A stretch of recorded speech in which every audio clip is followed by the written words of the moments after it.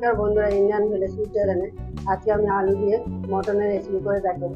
এই মটনের রেসিপিটা খুব হালকাও হবে না আর খুব রিচও হবে না, একদম লাইট কালার করে দেখাবো। এই রেসিপিটাতে এতটাই দেখতে সুন্দর হবে, বাচ্চা থেকে বড় সবারই পছন্দ হবে। আর সবার সুস্থ থাকার কথা চিন্তা করে আর খুব বেশি রিচ করবো না। চলুন বেশি কথা না বলে রেসিপিটা দেখে নিই।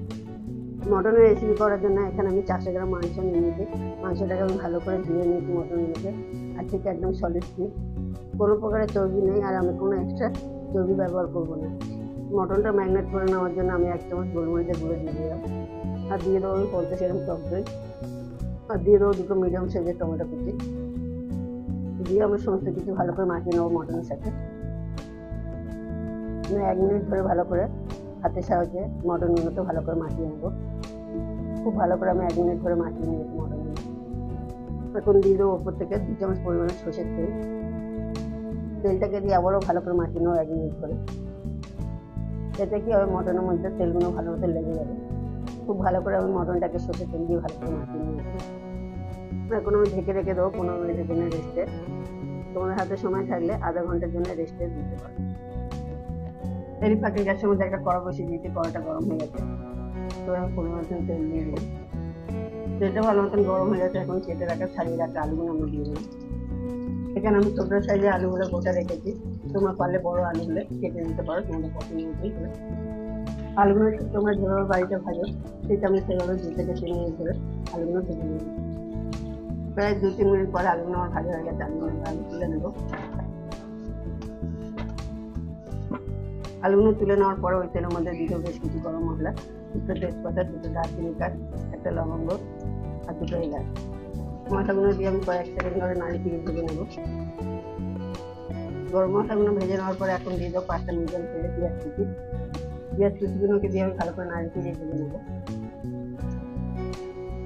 এখন আমি 2 থেকে 3 মিনিট নাড়িয়ে পেঁয়াজটাকে ভেজে নেব। প্রায় 2-3 মিনিট ভাজার পরে পেঁয়াজটা অনেকটাই নরম হয়ে যাবে। এখন আমি দিয়ে দেবো এর মধ্যে 1 চামচ চিনি। চিনিটা দিয়ে আমি ভালো করে নাড়িয়ে নেব আর পেঁয়াজটাকে সময় নিয়ে ভেজে নেব। চিনিটা দেওয়ার একটাই কারণ, কালারটা খুবই বেড়ে যায় আর টেস্টটা খুবই ভালো আসে। কোনো প্রকারের কোনো ফুড কালার লাগবে না বা কাশ্মীরি লঙ্কা গুঁড়ো লাগবে না। প্রায় আরও 2 মিনিট 4 মিনিট পেঁয়াজটা ভালো করে ভেজে নিয়েছি। এখন আমি দিয়ে দেবো 2 চামচ রসুন বাটা আর দিয়ে দেবো 2 চামচ আদা বাটা। আদা রসুনটাকে দিয়ে আমি 1 মিনিট ধরে ভালো করে নাড়িয়ে ভেজে নেব। এতে কি হবে, আদা রসুনের কাঁচা গন্ধটা কেটে যাবে। আদা রসুনটাকে দিয়ে আমি 1 মিনিট ধরে ভালো করে ভেজে নিয়েছি। এতে কি হয়েছে, আদা রসুনের কাঁচা গন্ধটা কেটে যাবে। এখন আমি দিয়ে দেবো ম্যারিনেট করা মটনগুলো।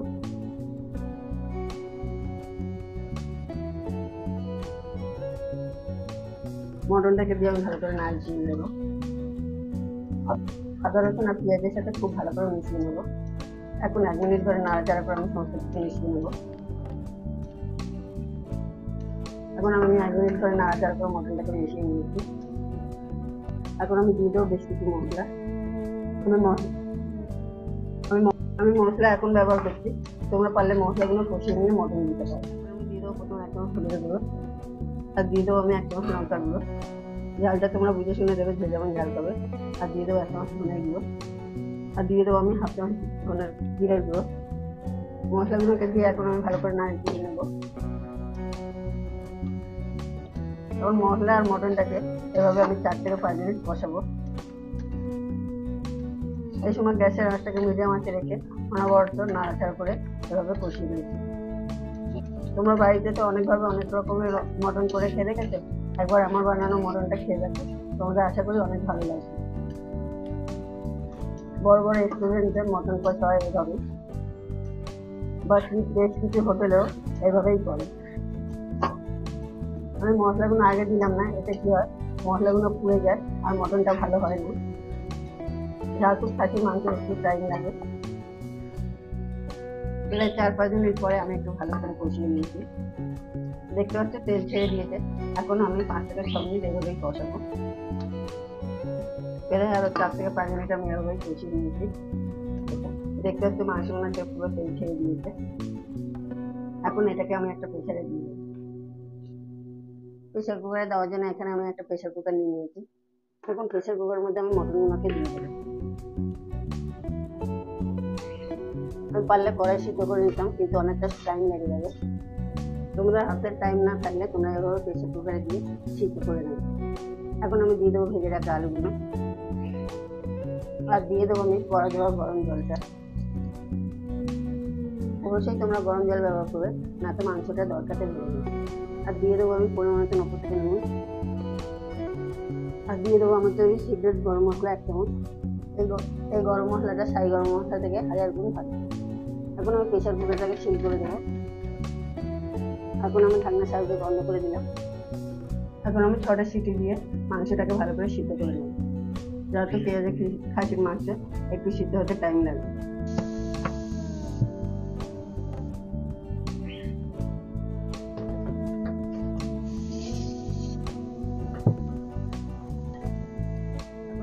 সিটি দিয়ে নিয়েছি।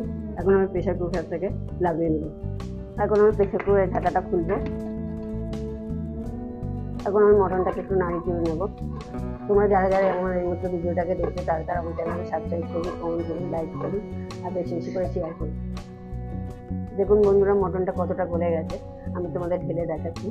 চারিদিকে পুরো সাদা ধোঁয়ায় ভরে গেছে। দেখুন বন্ধুরা, তৈরি হয়ে গেল আমার আলু দিয়ে মটনের ঝোলটা। আমি তোমাদের দেখাচ্ছি, দেখো কতটা মটনটা গলে গেছে, একদম গলে ফাঁক হয়ে গেছে। এরকম গরম গরম মটন দিয়ে অনায়াসে 1 থালা ভাত খেয়ে নেওয়া যাবে। আর আলু দিয়ে মটনের পাতলা ঝোল সত্যিই ভালো লাগে।